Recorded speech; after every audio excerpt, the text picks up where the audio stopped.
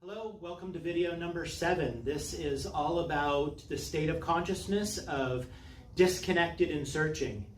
In the last video, we were talking about being disconnected and apathetic.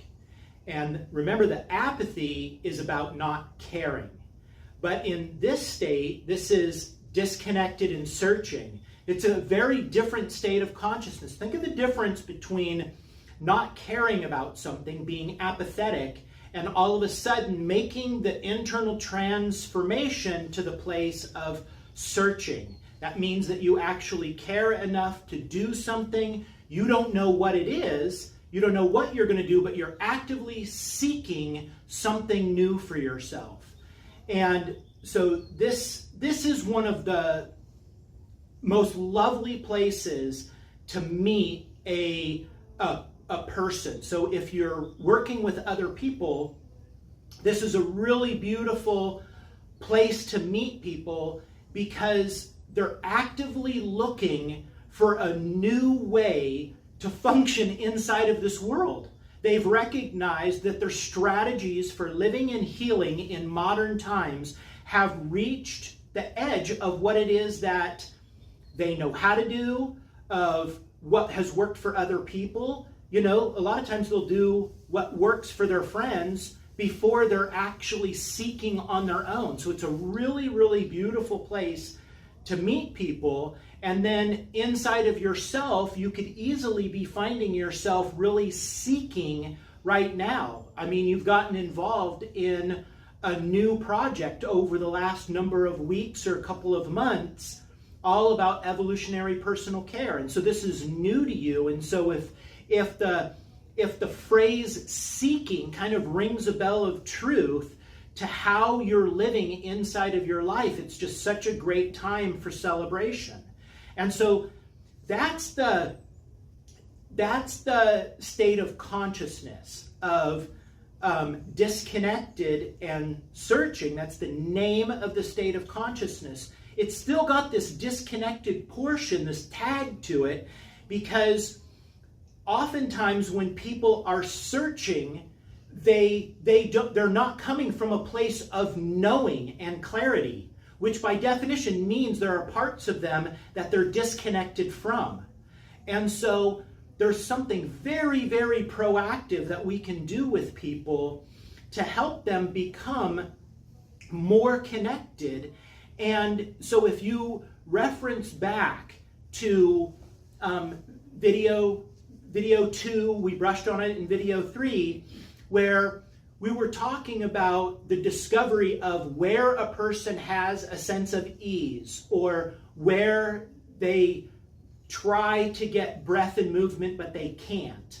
It's like we're going to be using that same differential in helping somebody that's in the state of disconnected and searching to move them towards being more connected in ease in more parts of their body. And so this brings up this really great idea, and it has huge applications in a person's unfolding journey, is that people oftentimes will think that if they're connected with one part of their body, that they're connected. But it's like, I'm really looking for people to be connected globally. Like, how is it that people can actually be in their body and be in their life simultaneously? So like, as I'm sitting here talking, I can see everything inside of my body simultaneously, like as I'm talking. So I can access my intellect, but I can also breathe and see everything inside of my body. And that's actually what we're working towards. And so there's this differential between parts of your body that you're disconnected from, but you're trying to do it. And there's parts of your body that you're connected to, and there's ease in there. And so we're going to do some hands-on work here in just a couple of minutes to show the process of taking a part of your body from being disconnected, but you're trying, right? You're not apathetic. or the person you're working with is not apathetic, they're trying.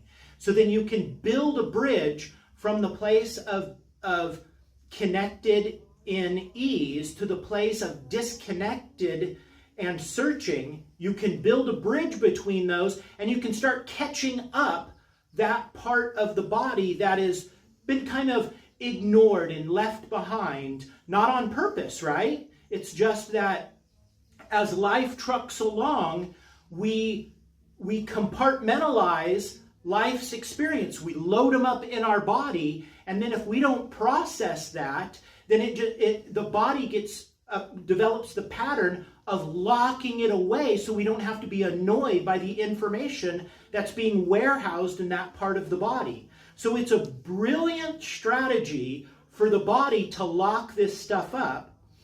And most people don't learn strategies, legitimate strategies, to bring it back online. A lot of the strategies that are done right now are talk therapy strategies, and people think about being inside of their body, but they're not adding their breath, touch, and body movement specifically there. And so recognize that there can be a differential between where you think a part of your body is and actually being connected to it. And so with evolutionary personal care, we're going to continuously be providing the touch. That might be your own hands on your body, but that sends sensory information to a part of your brain. We're also going to ask a person to have their focused attention in that part of their body. We're going to want them to move that part of their body. And so if we take breath, sensation, movement, and focus, and we put them all in one area, then there's no way that the brain can avoid that part of the body any longer. And so when we bump into parts of our body that are working really good, it means we have safety with that part of our body. And when we connect into it, there's a sense of peace and ease in there, meaning we allow ourselves to come from whatever the attribute is of that part of the body. So in our society, people have a lot of permission to come from their inner heart. But people don't have a lot of permission to really come from a sense of empowerment. People in our society in general are in the growth domain. We're all looking to embody more of our power, but the more power that you express, right, coming from this part of your body, maybe not coming from this part of your body so much, but coming more from this part of your body. Notice how your friends and family react to you standing up for yourself, taking your power back, knowing that you're the answer to your own problems, and holding them, accountable for what it is that they're doing in their life. See how people respond to you. So my life experience and the life experience of many other people that I'm aware of is that we have much more permission to be very altruistic and very loving, but simultaneously maybe dampen down how powerful we are. And so when I'm talking about bringing a part of your body online that hasn't been online, that then has ramifications to how you live your life, that's a perfect example. Because you might be a very loving person, but maybe you don't come from the powerful version of you as much as you could. And I promise you, then your quality of life is diminished because you're not coming from those aspects of your physiology. So different parts of your body have different themes inside of your life. And the ones that if you're very disconnected from your heart, you won't have the capacity to actually be loving. You can be intellectually nice, but you won't actually be able to be loving. If you are disconnected from this part of your body, it's going to be very difficult for you to speak up, for you to speak your truth. And so, the recognition that the various energy centers of the body, and this is I'm going to take a little bit of another tangent here, is that there are these energy centers of the body that people call chakras. Well, that's the energetic manifestation. That's the energetic domain of these various neural plexes that exist in the body also. So the chakras are the energetic representation of neurological plexes. So you can talk about it however you want to talk about it with your friends or the people that you work with. You could talk about it the energy domain or from the neurology domain. But the reality is you have a superior mesenteric ganglia right here. And you have a cardiac plexus here. And so when these things are downgraded or locked up, then that part of you as a being is not expressed as much as it could. And so one of the exciting things about a person that is disconnected and searching, they recognize that they could be claiming more out of their life experience. And one of the best ways of doing this is to help a person get these parts of their body that have been shamed, ignored, that they're disconnected from, just to gently bring them back online. And just like everything that we teach inside of Elan, we're going to start with what works, and then we're going to spread what works to things that don't work as well. And here's the reason why. If you practice doing something that works and feels good, then you pattern into yourself doing things that work for you and feel good, which means you'll have the probability of doing it more and more and more. So and at the same time, if you focus on what doesn't work and you're not connecting into home base or you're not connecting into ease very much, you're just going after what the problem is, then like in this case, you recognize that you're not very connected over your belly button, let's say. Well, if you recognize that that's what the problem is, that the human tendency is to recognize the problem and try to fix the problem. And so you could, let's say you spend 90% of the time with your hands over your belly button trying to get that which doesn't work to work better.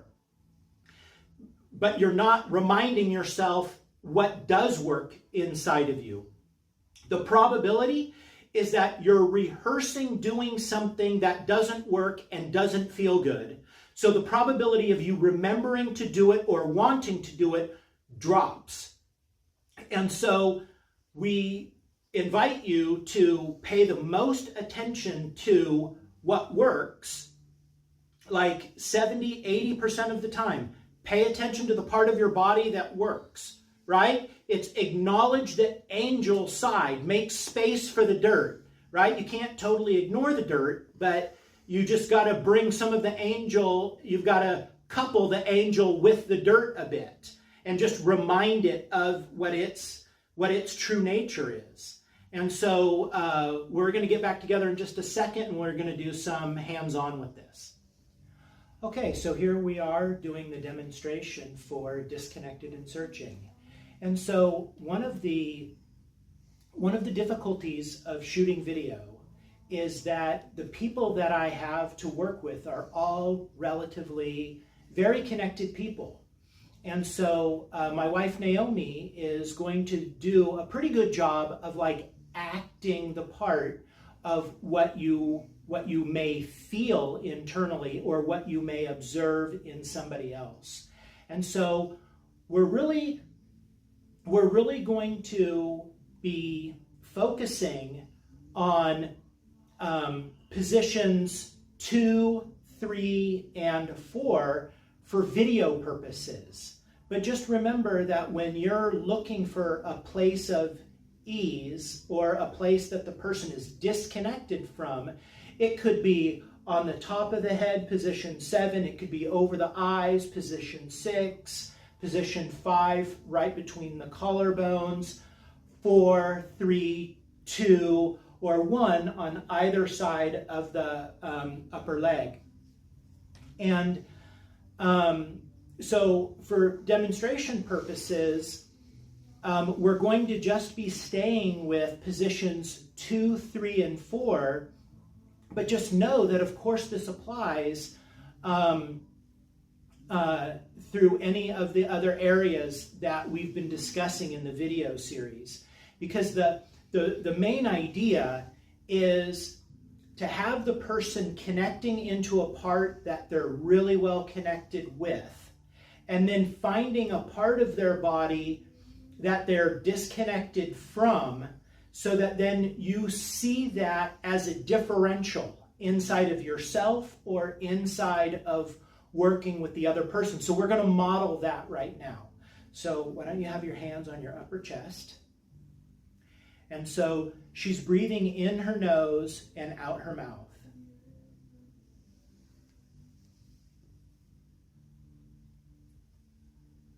And so what we're all observing is that as she inhales, she's able to engage her muscles and lift her chest.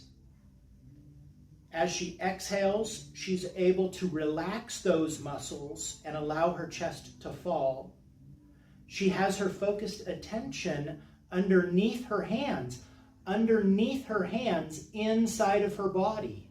That's a really important part. And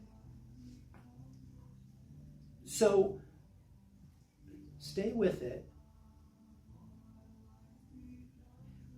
If you notice that a person, they can inhale really nice and easy and smooth, but as they exhale, they can't relax that part of their body, just ask them if it looks to them like they're looking down on their body from outside or looking up at their hands from the inside.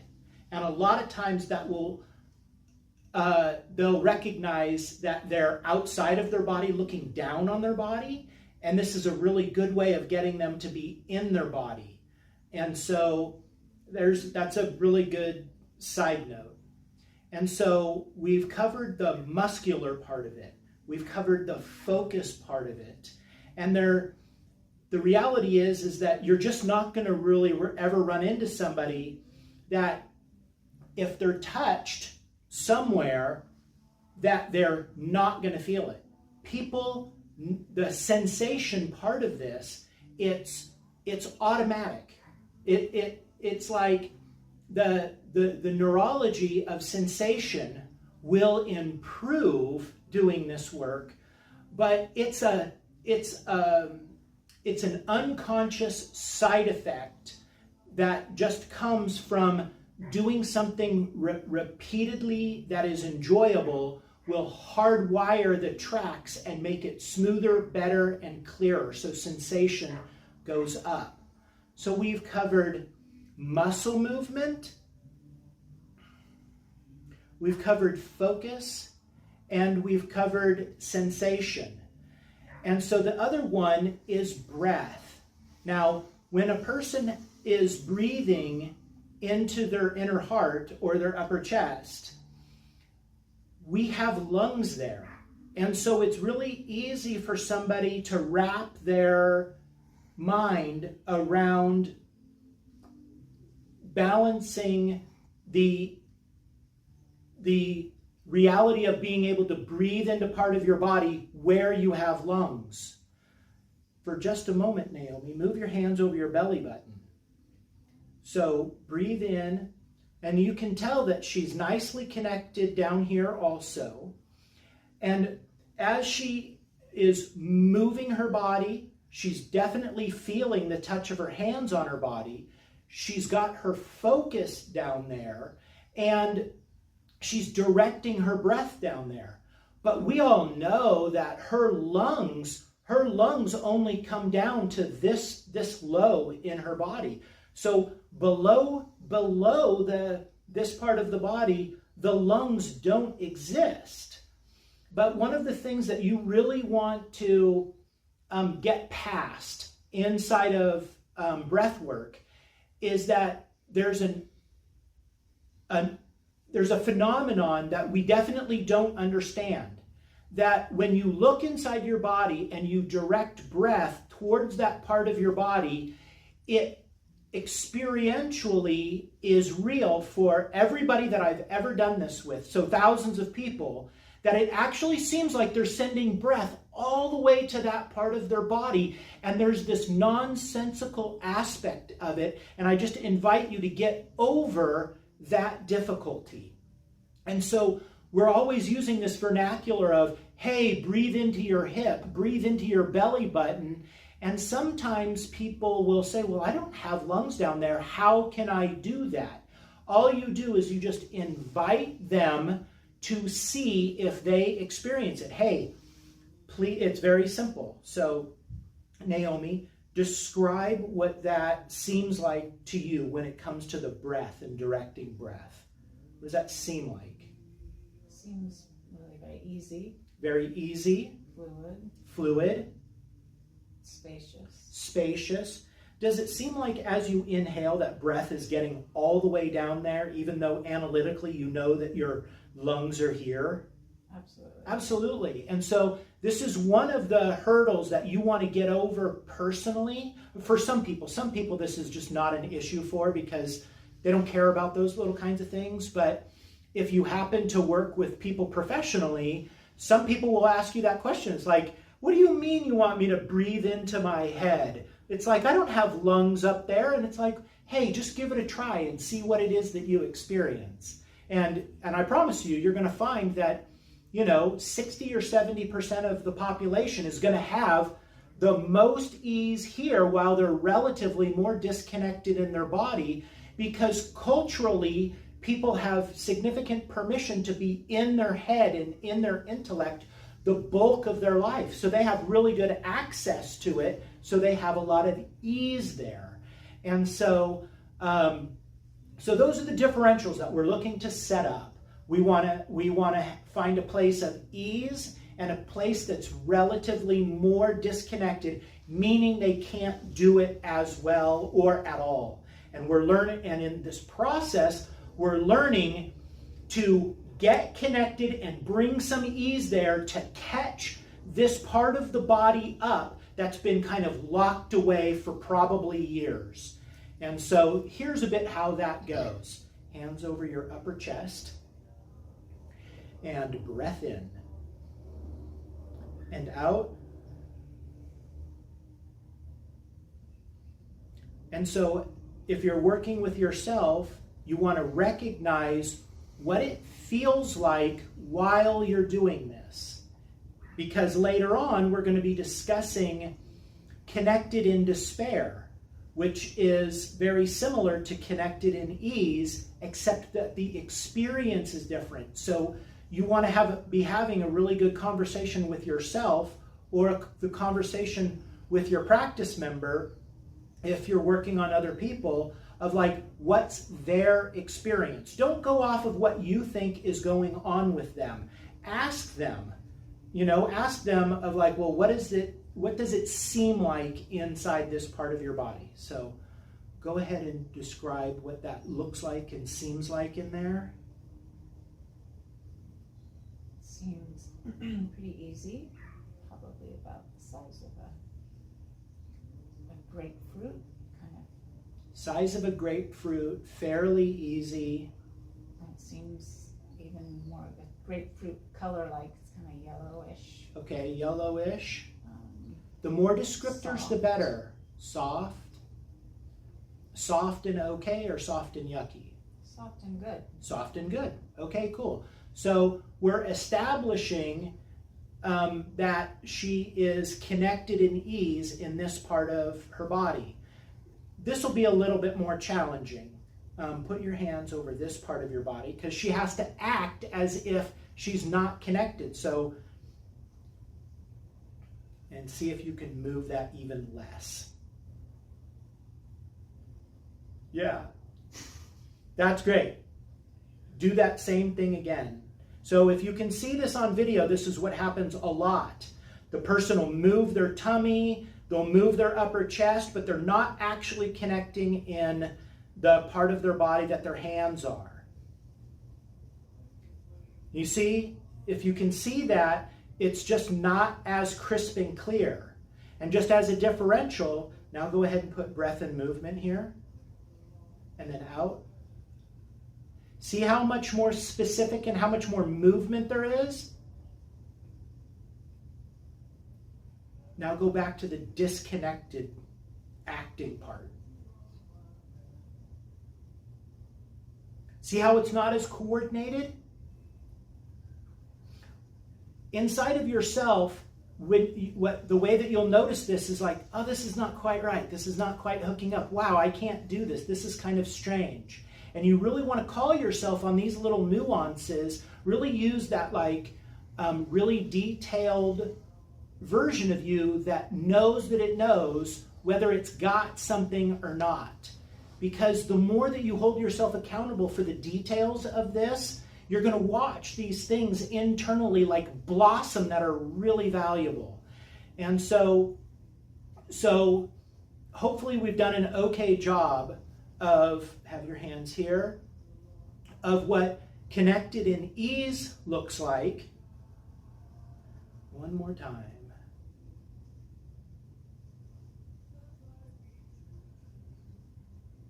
And then hands over here. And this is the example of disconnected but searching.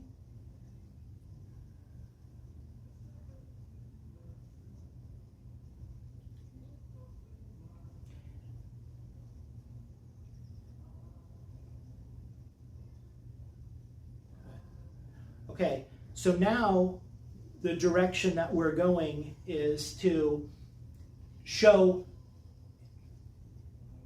if we've been able to show what ease and relatively more disconnected are and what they look like to you, hopefully that's happened, then the way to go about bringing the ease that's here, remember, you're connecting into an energetic source of what's right. You're connecting into a part of your body that's good. It's whole. It's part of you.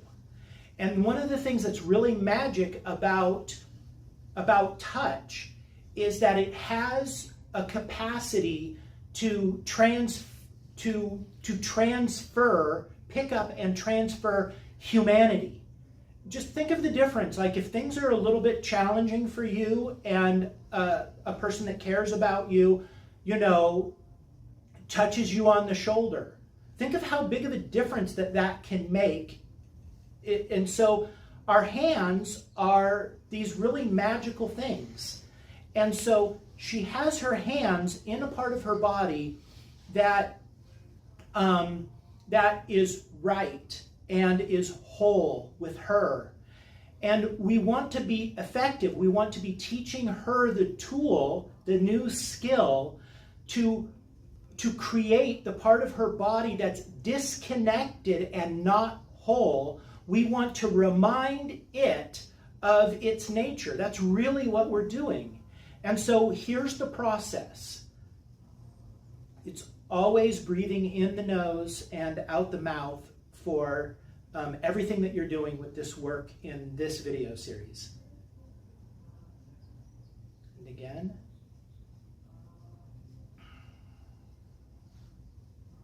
One more time. And you know how water can easily be sucked up into a sponge. You've done that a million times. It's like, so just like a sponge can soak up water, allow that yellowy, soft, ease, good feeling here to absorb into your hands. And recognize whether or not you can do that. Does it experientially feel like your hands are filling with that? The principle is entrainment. So right now, she just nodded, if you noticed that her experience is that the energy in her body is entraining into her hands. So she can now move her hands to this part of her body. Now let that ease drop down into this part of your body and out. And again.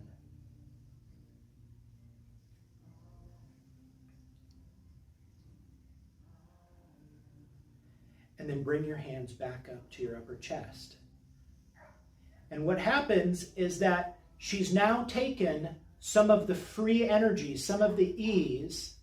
She's picked it up with her hands. She's moved it to position 3 in her body. She's then allowed it to drain into that part of her body. So what's very important to know is that she is utilizing the free energy in here. She's using it up. And so you know you're done doing this exercise when it's hard to reconnect and find that ease again. And you'll know it as a body experience, that it gets harder and harder to connect into that source of ease and grace and peace inside the area that you're utilizing as the fuel source. And so that's how you know you're done. Okay? And notice that we're spending the vast majority of the time in the part of her body that works well. And breath in and out. You still have some ease there? Cool. One more time. And move your hands. And let that ease drain into this part of your body. And out. And again. And out. One more time.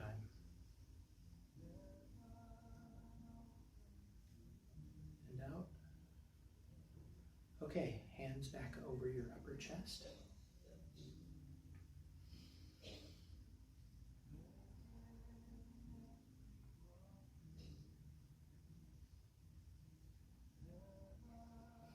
Okay, so my hope is that what you're able to observe and the concepts that you've picked up are that the parts of your body that don't work quite as well or at all, we're going to classify that part of the body as disconnected and searching.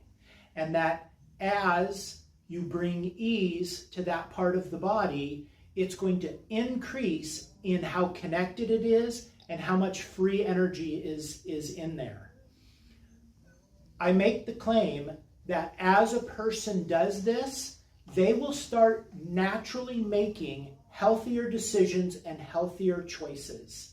And so I encourage you to work with this with yourself and see if it actually works inside of your body. Prove it to yourself or prove that it's not true. Give yourself the opportunity to prove that it's not true. But also recognize that if you watch a part of your body that you couldn't connect with, that now you can connect with it, then prove that to yourself. Because if this works, this isn't philosophy. It should be experientially real for you. And the experience is more critical than I can really describe. It's of the most importance. Because you don't want to be bullshitting yourself. And if you work with other people, you don't want to bullshit other people. And so if you give yourself the permission to see if this works for you, then you're going to know whether it works for you or not. My life experience says that it works across the board for people. And then if you notice that this works well for you, start paying attention to your life and start noticing if you notice more subtle things. Notice if you seem like there's new things that are of value to you inside of your life experience. And if that's the case, then recognize that the reason that is happening is because you're taking better care of yourself in a unique way that you're just discovering. And so we're all done with this video, and we'll catch you in the next one.